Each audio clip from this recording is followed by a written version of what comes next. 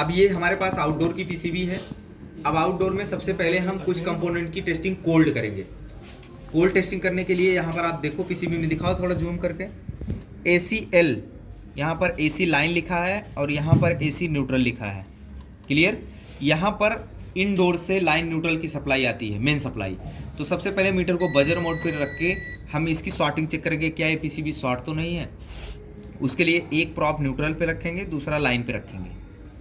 Buzzer नहीं बजा metre में, कहने का मतलब इसका लाइन न्यूट्रल शॉर्ट नहीं है। अब हम फ्यूज चेक करेंगे। फ्यूज लाइन के सीरीज में लगता है, तो एक टर्मिनल हम लाइन AC लाइन पे रखेंगे और दूसरा ये फ्यूज का दूसरा टर्मिनल है। तो यहाँ पर बजर बजना चाहिए फ्यूज में। अगर बजर बज गया तो फ्यूज ओके है, नहीं बजा तो फॉल्टी है। क्लियर? अब हम आगे बढ़ते हैं। आगे ये कॉइल का सिंबल है, इसकी कॉइल के आउटपुट पे भी हम शॉर्टिंग चेक कर लेंगे। कभी कभी हो सकता है कॉइल ओपन हो गई हो और आगे शॉर्टिंग हो, तो उसको हमने वेरीफाई कर लिया। कॉइल के आउटपुट पे भी टर्मिनल लगाने से वहाँ पर भी बजर नहीं बजा। अब हम नेक्स्ट चलते हैं ये रेक्टिफायर पर। रेक्टिफायर के 4 पिने हैं। इसके जो सेंटर वाली 2 पिने हैं उस पर इस पर न्यूट्रल आता है, इस पर लाइन आता है, मेन सप्लाई।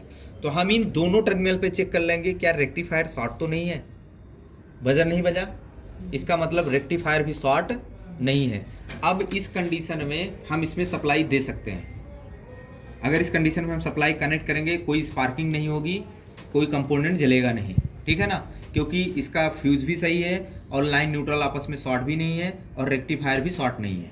ओके, अब इसमें सप्लाई हमने इन कर दिया है। यहाँ पर मैं आपको चेक करके दिखा देता हूँ। मीटर को AC रेंज पे सेट करो, AC रेंज पे मीटर को सेट कर लो।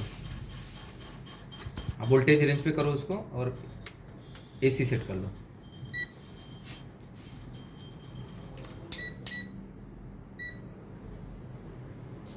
वहां रखो मीटर को उस तरफ, लाइट ऑन कर दो मीटर की, देखना अंदर फैन से लगे ना। क्लियर? अब हम इनपुट सप्लाई आपको मशीन में सप्लाई दे दिया। अब यहाँ पर इंडोर ने सप्लाई को आउट कर दिया। अब इन दोनों टर्मिनल पे हम लाइव टेस्टिंग कर रहे हैं। यहाँ पर देखना लाइन और न्यूट्रल कितना वोल्ट दिखा मीटर में, मीटर में दिखाओ 235 आ गया। कहने का मतलब इंडोर में जो रिले लगा है वो सप्लाई को आउट कर दिया और यहाँ तक सप्लाई पहुँच गई, तभी ये लाइट ऑन हुई है। अब हम यहाँ भी चेक कर लेंगे कॉइल के आउटपुट पर, देखना 234 आ गया। क्लियर? रेक्टिफायर के इनपुट पर भी चेक कर लेंगे, 233 आ गया सप्लाई। कहने का मतलब यहाँ से लेके यहाँ तक की पूरी सप्लाई ओके है। पॉज कर लो। तो हमने यहाँ तक इनपुट सप्लाई चेक कर ली। यहाँ जो सप्लाई मिल रही थी लाइन न्यूट्रल पर, वही सप्लाई यहाँ पर मिल गई। इसका मतलब यहाँ से यहाँ तक की पूरी AC की सर्किट जितना है वो ओके है। क्लियर? अब हम मीटर को करेंगे DC रेंज पर सेट कर दो। ओके, लाइट ऑन कर दो।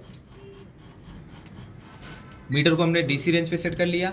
अब क्या करना है, ये रेक्टिफायर का जो ये वाला टर्मिनल है ये पॉजिटिव है और ये निगेटिव है, क्योंकि अब यही रेक्टिफायर AC को DC में करता है। तो हमको क्या करना है, मीटर को DC रेंज पे सेट करके एक इसके आउट साइड पे लगा लेना है, एक इस दूसरे साइड पे लगा लेना है, यानी प्लस माइनस पे। तो यहाँ पर हमको क्या दिखेगा, DC वोल्टेज दिखेगा। DC कितना दिखेगा, 324 मतलब कि जो इनपुट सप्लाई होगी उससे ज़्यादा दिखता है। इसका एक कैलकुलेशन है कि इनपुट वोल्टेज मल्टीप्लाई